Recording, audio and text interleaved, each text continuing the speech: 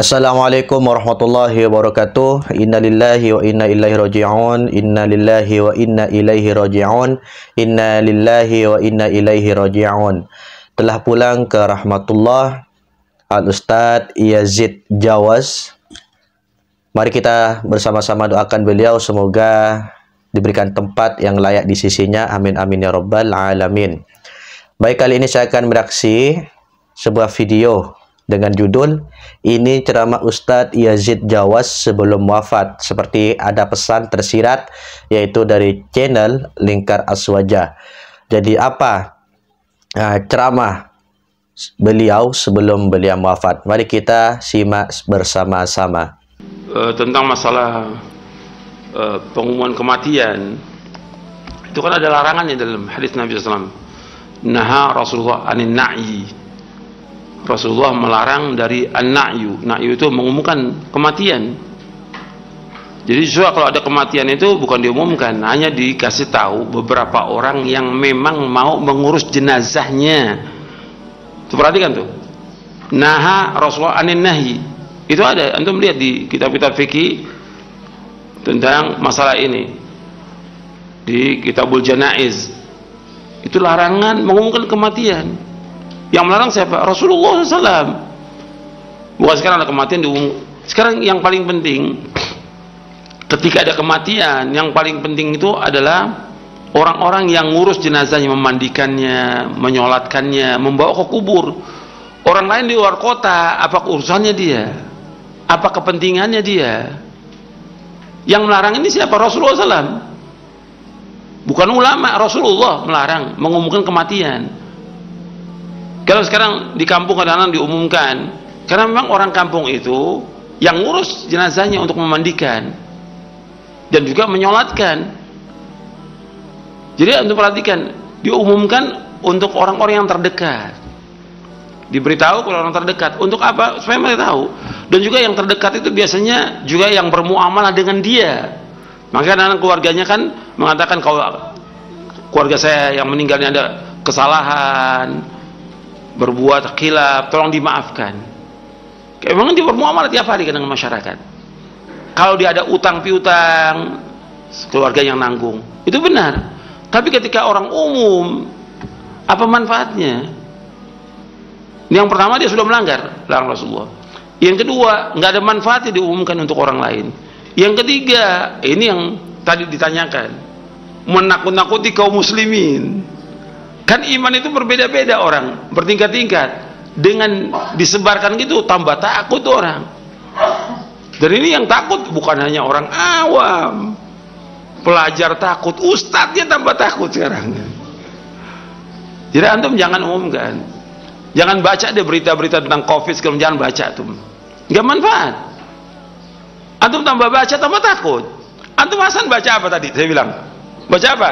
Al-Quran, baca Al-Quran tiap hari itu. Baca Quran, baca hadis Nabi, manfaat, tambah ilmu, tambah iman kita kepada Allah. Bukan baca tentang berita tentang COVID, baca Al-Quran. Itu nggak manfaat. Jadi yang nggak manfaat itu tinggalkan. Kan Nabi bersabda SAW, min husni islamil mar'i tarkuhu malayani. Kebaikan Islam seorang meninggalkan apa yang tidak bermanfaat. Jadi diumumkan kurang manfaat. Kalau kita katakan kita ingin doanya, iya, doanya yang paling penting dari keluarganya, yang paling dekat. Doa orang lain betul kita harapkan, tapi dengan pengumuman itu antum menakuti kaum muslimin. Tambah takut orang. Wah, yang sekarang yang mati ini bukan orang jahat aja, orang-orang yang baik juga mati. Kan gitu, tambah takut. Ustadz ini udah mati, dihitung tuh sekarang. Dihitung. Bulan kemarin ini, bulan ini, wallah, jangan-jangan besok saya lagi nih. La haula wala quwwata illa billah. Ajal itu maktub, sudah ditulis sama Allah. La yastakhirun sa'atan wa la yastaqdimun. Enggak akan maju, enggak akan mundur, udah datang ajalnya. Siapa aja mati. Enggak usah takut dengan ajal. Cuma karena ya kondisi yang ada ini membuat manusia ini tambah takut. Makanya kita bahas tentang iman ini, masya Allah, manfaatnya besar. Supaya kuat iman kita kepada Allah, kuat tawakal kita, nggak takut. Makanya usahakan tuh nggak usah ada pemberitaan, cukup keluarganya aja. Dari zaman dulu juga keluarganya yang yang tahu. Ikan enggak sekarang. Semua orang tahu dan enggak apa? Ada mungkin di antara mereka yang mendoakan ada, tapi yang terbanyak apa? Yang takut dengan berita itu. Jangan umumkan. Yang melarang untuk mengumumkan Rasulullah SAW. Nabi pernah mengumumkan karena memang diberitahu oleh malaikat Jibril, mayatnya nggak ada di situ. Siapa? Raja Najasyi. Malaikat memberitahu kepada Rasulullah SAW, malaikat Jibril, bahwa Raja Najasyi meninggal. Kamu sholatkan, karena nggak ada yang sholatkan di negerinya dia, nggak ada orang, cuma dia sendiri beriman kepada Allah. Maka Nabi menyolatkan sholat gaib. Hanya sekali itu kejadian sholat gaib, nggak ada lagi yang lain yang memang nggak disolatkan. Adapun di tempat yang memang sudah disolatkan, nggak boleh sholat gaib, nggak boleh. Sholat gaib itu hanya ada bagi tempat yang memang tidak disolatkan dia. Kalau sudah disolatkan, 2 orang yang sholatkan cukup, sudah nggak ada yang lain sholat gaib. Kecuali kalau kita datang ke pemakamannya, kita sholatkan dia. Sholat gaib hanya terjadi sekali. Itu Raja Najasyi itu. Dan zaman itu banyak sahabat-sahabat yang meninggal di negeri lain, nggak pernah Nabi sholat gaib. Hanya Raja Najasyi itu aja, nggak ada di hadapannya, diberitahu oleh malaikat Jibril. Nabi kemudian bersab dengan para sahabat, kemudian sholat dengan 4 kali takbir. Jadi yang tadi saya ingatkan lagi, nggak usah ada pengumuman-pengumuman lagi yang seperti itu di media sosial.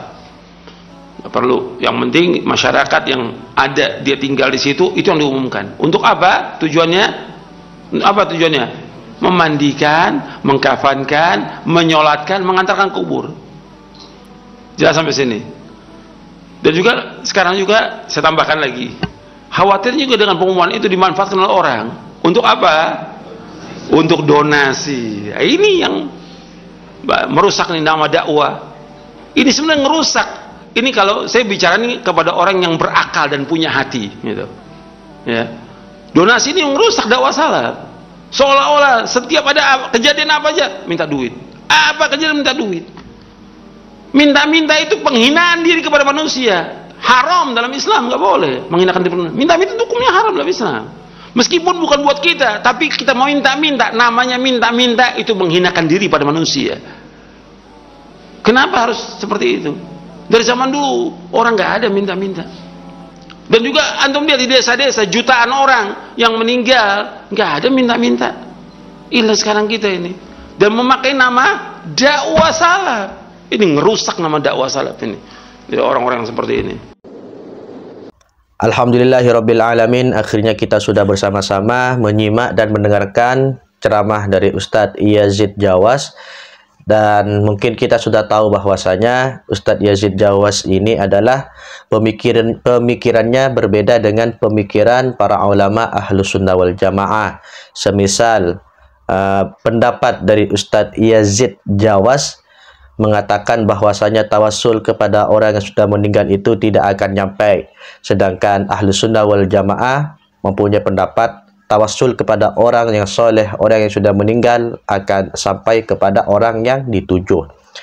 Jadi mari kita doakan bersama, semoga Ustadz Yazid Jawas ini diampuni segala dosanya, dimaafkan segala kesalahannya, dan semoga amal kebaikannya diterima oleh Allah Subhanahu wa taala dan diberikan tempat yang layak di sisinya. Amin amin ya rabbal alamin.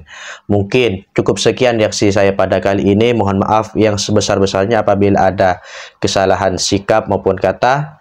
Dan akhirnya dari saya, wassalamualaikum warahmatullahi wabarakatuh.